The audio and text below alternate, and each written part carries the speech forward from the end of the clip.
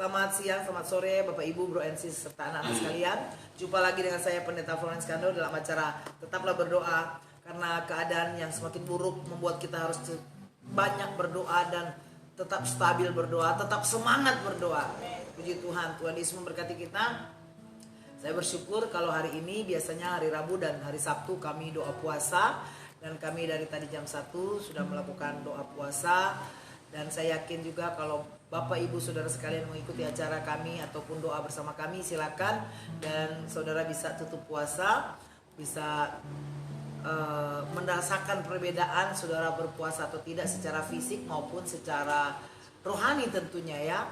Dan pergumulan-pergumulan saudara ketika kau berpuasa, saudara akan bisa lebih banyak bergumul untuk meminta pertolongan Tuhan.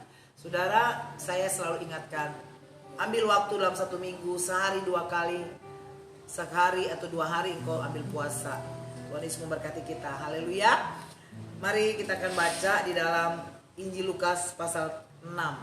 Injil Lukas pasal 6 ayat 27 dan 28. Demikian firman Tuhan. Tetapi kepada kamu yang mendengar aku berkata, kasihilah musuhmu, berbuatlah baik kepada orang yang membenci kamu. Mintalah berkat bagi orang yang mengutuk kamu.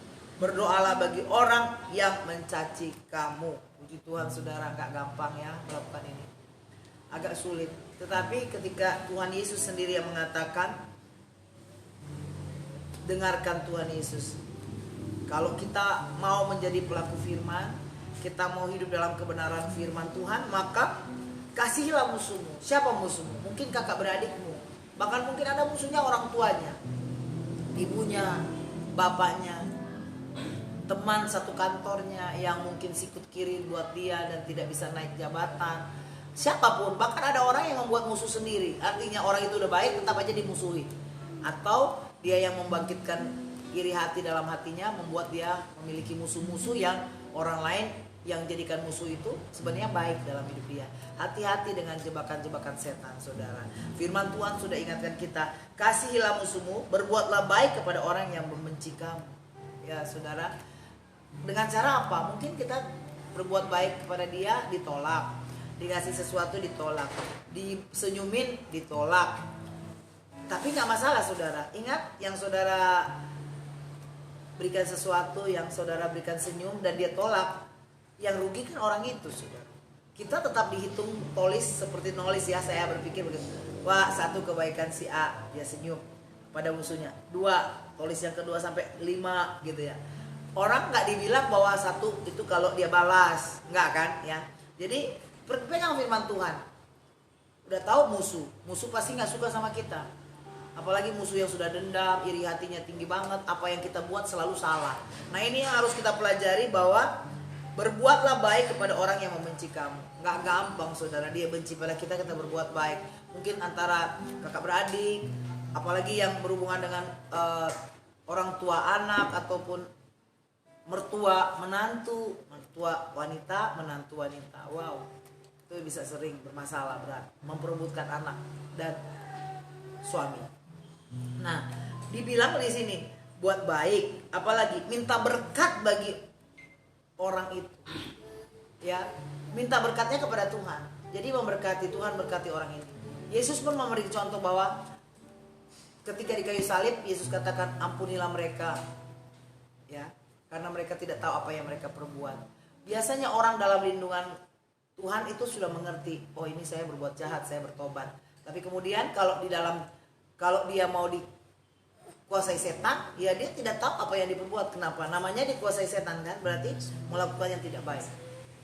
Saya share sedikit kemarin, kalau saudara perhatikan tayangan kami di jam 3 sore itu ada sekian menit ya, berapa menit, belasan menit. Ada pria cakep tapi hatinya nggak cakep. Dia mengganggu kami. Selesai acara saya cari dia. Saya cari supaya dia bertobat, dia minta maaf. Dan saya bercanda lah nanti ya. Tapi saya nggak ketemu orang itu. Maybe besok. Kenapa? Karena ketika mau di-syuting ke dia lari. Mau difoto buat dokumen, buat ini yang mengganggu kami. Dia lari, berarti kan nggak gentle sebenarnya. Mungkin dia merasa, wah ini pendeta musuh saya nih. Ya kan? Ya, karena dia lagi main HP di sekitar kami, padahal tempat kami sudah pilih yang sepi. Dia datang, tapi kemudian dikuasai setan atau pengganggu.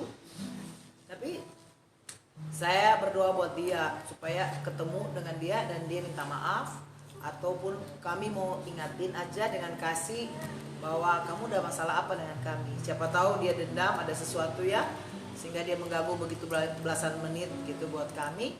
Karena klakson motornya, dia teriak-teriak lah, makanya suara saya kencengin. Itu di balik layar ya saudara, di balik layar biasanya suka terjadi yang ada yang tak terduga terjadi. Kalau yang dogi ya saya nggak masalah ya, tapi kalau orang berarti itu ada masalah-masalah mungkin yang dia pendam, ya saya ingin cari tahu ada apa. Secara psikologis pun itu penting, apalagi secara rohani. Jadi ketika kita berbuat baik kepada orang itu yang membenci kita, kita berdoa buat dia, meminta berkat. Nah, ya itu yang saya mau katakan. Siapa tahu memang dia perlu didoakan. Ada permasalahannya dan mungkin dia cari perhatian untuk kami doakan, gitu ya. Ya kita tidak tahu keadaan itu, karena pengalaman saya melayani jadi gembala itu banyak sekali hal-hal demikian dan Tuhan pulihkan. Nah, saya yakin saudara, kalau sekarang saudara pegang firman Tuhan ini, saya yakin saudara akan mendapatkan kebahagiaan. Karena efek psikologisnya jelas sekali. Ketika engkau mengampuni, engkau membagikan berkat, engkau mendoakan orang tersebut, maka engkau tenang, damai, tidak marah-marah, tidak dendam, kita bahkan tidak sakit hati, tidak ya negatif dengan orang itu. Akhirnya membuat negatif buat hidup kita, hati kita jadi terpengaruh ya, mengganggu hubungan kita dengan Tuhan. Oleh sebab itu Yesus selalu ingatkan kepada kita yang mendengarkan Tuhan Yesus. Yesus berkata, kasihilah musuh, berbuat baik, minta berkat. Haleluya. Tuhan Yesus memberkati kita sederhana, dan kita akan mendoakan orang-orang yang minta didoakan.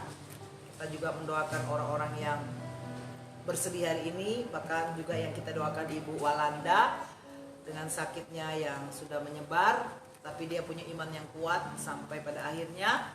Dan tadi hari ini sudah dipanggil pulang ke rumah Bapa. Tuhan hiburkan keluarga yang berduka. Tuhan Yesus tolong keluarga Ibu Kalalo Walanda. Tuhan Yesus memberkati kita.